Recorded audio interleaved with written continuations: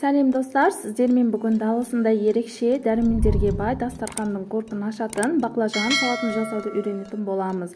Ол үшін бізге керек болады баклажан, қияр, қызанақ, болгар бұрышы, көкөністер керек болады. Ең алдымен ыдысымызға сүтімізді салып, жұмыртқамызды салып, әртүрлі дәмдеуіштерді салып, бір сарымсақты өткіштен өткізіп, кішкене ұн салып, жақсылап араластырып құймақ жасап алатын боламыз. Біздің құймағымыз дайын болды, дәл осындай құймақ болады.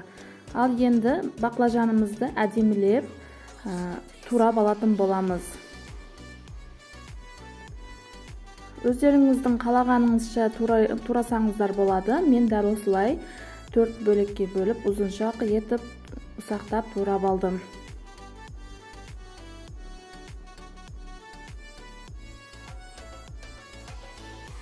Дәл осылай бөліктерге бөліп, ұсақтап турап алсаңыздар болады, ұзын-ұзын етіп.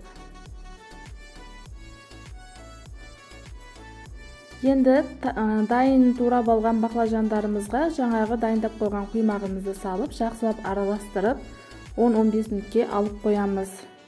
Тұздары, дәмдеуіштері жақсылап баклажанымызға сіңуі керек. Ал енді қиярымызды турап аламыз. Қиярды мен осылай әдемілеп турап алдым, ал сіздер қалағанша турай аласыздар. Достар, менің каналымда басқа да салат түрлері, тағамдар, пирогтар, торттардың, десерттердің рецептері бар. Міндетті түрде кіріп көріңіздер. Менің каналыма жазылмаған болсаңыз, жазылып алуды ұмытпаңыз және қоңырауша белгісін басып қойыңыз. Менің салған видеоларымды біріншілерден болып көретін боласыз. Енді қызанағымызды да дәл осылай етіп турап аламыз.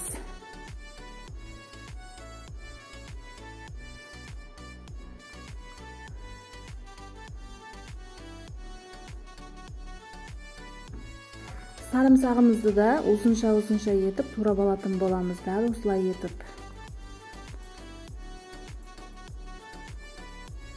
Болгар бұрышымыздың ішін тазалап, дәндерін алып тастаймыз. Және жұқа етіп, ұзынша етіп турап алатын боламыз. Дәл осылай видеода көрсетілгендей етіп. Біздің салатымыздың ерекшелігі баклажанымызға құймақ салып қуырғанымызда міндетті түрде дайындап көріңіздер. Өте тамаша, дәмді салат болады. Ал енді көкөністерімізді де дәл осылай етіп турап аламыз. Және бір пиязымызды артқы жағын алып тастап, дәл осылай үлкен етіп 4 бөлікке бөліп алып, қызып тұрған майда қуырып аламыз. Қуырғанда да жеңіл-желпі қуыруымыз керек.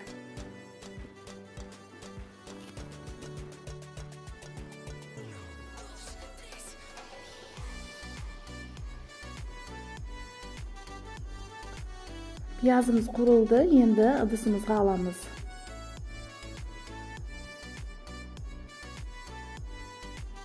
Ал енді баклажандарымызды қуырып алатын боламыз.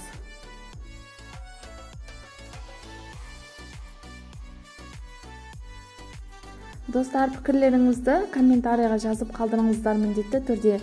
Өйткені маған сіздердің пікірлеріңіз маңызды. Және сіздер қалай дайындайсыздар, соны да жаза кетіңіздер.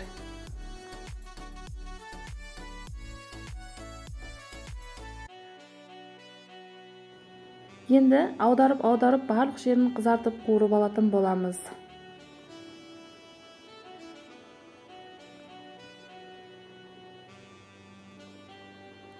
Қуырылған баклажандарымызды ыдысымызға аламыз. Көріп тұрғаныңыздай мен майларын сырықтырып алып жатырмын. Дәл осылай етіп барлық баклажандарымызды қуырып алатын боламыз.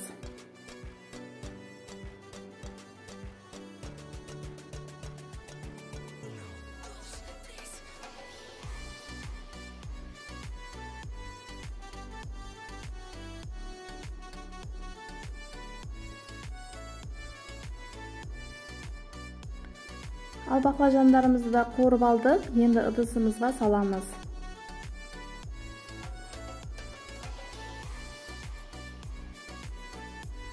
Енді дайын қылып қойған көкөністеріміздің үстінен қуырылған пиязымызды, баклажанымызды салып, кішкене уксус салдым және сәбіздің дәмдеуішін салдым и жақсылап араластырып жатырмын. Сіздер дәмдеуішке қалаған дәмдеуіштеріңізді қолдана аласыздар.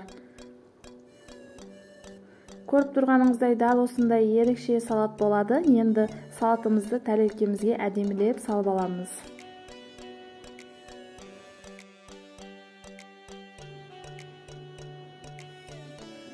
Салатты да жақсылап салып алдық. Енді үстінен әдемі көріну үшін дәл осындай күнжіт сепіп аламыз. Және шеттеріне дәл осылай жалбыздарымызды, яғни мияталарымызды қойып әдемілеп сәндеп аламыз. Енді салатымыз дайын болды. Дәл осылай дастарханға тартсаңыздар болады. Достар, сіздерге видео ұнаған болса, менің каналыма жазылып, лайк басып, комментарий жаза кетіңіздер. Сіздердің небәрі 1-2 секунд вақыттарыңыз кетеді. Ал мен үшін бұл өте маңызды. Менің каналымның дамуына көмегіңіз тиетін еді. Ал сіздерге сәттілік, достар.